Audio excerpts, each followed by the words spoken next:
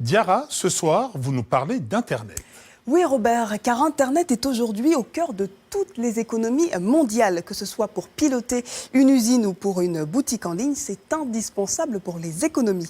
D'ailleurs, le coût et la disponibilité d'Internet sont regardés de près par les investisseurs internationaux pour investir dans un pays. Alors d'abord, pourquoi Internet ? D'abord, sachez que ce soir, nous n'allons pas parler en francs CFA, mais en mégabits par seconde, unité de mesure de la vitesse d'Internet. Plus le chiffre est élevé et plus on surfe rapidement. Et d'ailleurs, dans le monde, on surfe de plus en plus vite. La vitesse mondiale d'Internet a grandi de 23% d'une allée sur l'autre pour atteindre 9 mégabits par seconde en 2018, selon un rapport américain. Alors dans quel pays africain est-il bon de surfer sur Internet ? Le top d'Afrique subsaharienne est mené par Madagascar. Figurez-vous que là-bas, vous pouvez télécharger l'émission que vous regardez en ce moment en 27 minutes et 27 secondes. Le pays est d'ailleurs 22e mondial devant la France, l'Allemagne, le Royaume-Uni ou encore la Russie.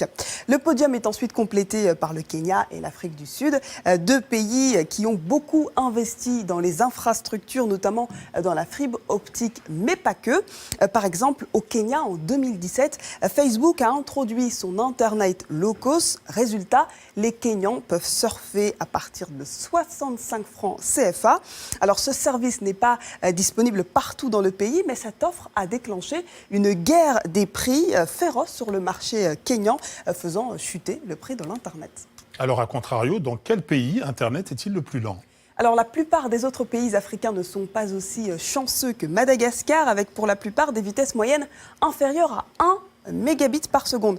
Mauritanie, Guinée et Somalie sont, eux, vraiment à la traîne, comme vous pouvez le voir à l'écran, avec des raisons communes. Une connexion qui est lente et qui coûte très cher, un réseau qui est saturé, les infrastructures qui sont inadéquates, voire manquantes. Et ce difficile accès à Internet freine le développement économique de ces pays.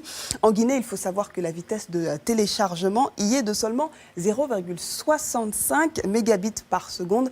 C'est quasiment moitié moins que ses voisins de l'Afrique de l'Ouest. En plus, il faut être riche pour souscrire à un abonnement Internet mobile fiable en Guinée, puisqu'il faut un minimum de 4 500 francs CFA pour une connexion mensuelle illimitée. Et si la solution, finalement, c'est-elle mobile ? Alors, il y a beaucoup d'espoir car on parle déjà de la 5G en Afrique.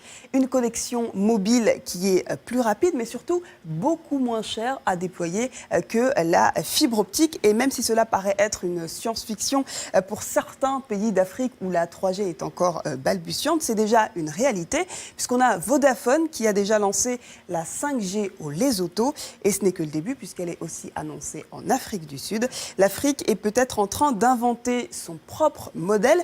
Amine Youssouf, est-ce qu'on peut aujourd'hui se passer d'Internet, notamment au niveau du business ? Ah non, Internet est devenu un droit fondamental, au même titre que l'accès à l'eau, à l'électricité, etc. Vous avez cité l'exemple de Madagascar. Alors certes, on a mis de la fibre optique, mais il faut savoir que ça a créé des emplois. C'est-à-dire que Madagascar est un centre de offshoring. Le offshoring, pour faire très simple, c'est des développeurs qui sous-traitent du développement informatique sur place à coût moindre. Donc évidemment, ça a un impact fort parce que si vous formez ces gens-là, c'est demain des entrepreneurs, c'est demain des gens qui créent des services, etc. etc.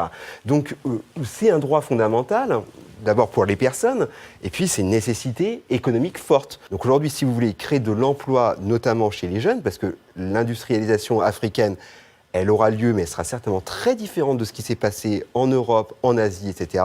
Nous serons probablement une économie de services. Et des services et une connexion Internet, ça fonctionne plutôt bien ensemble. Et c'est une évidence dans votre propos. Merci Diarra pour toutes ces informations.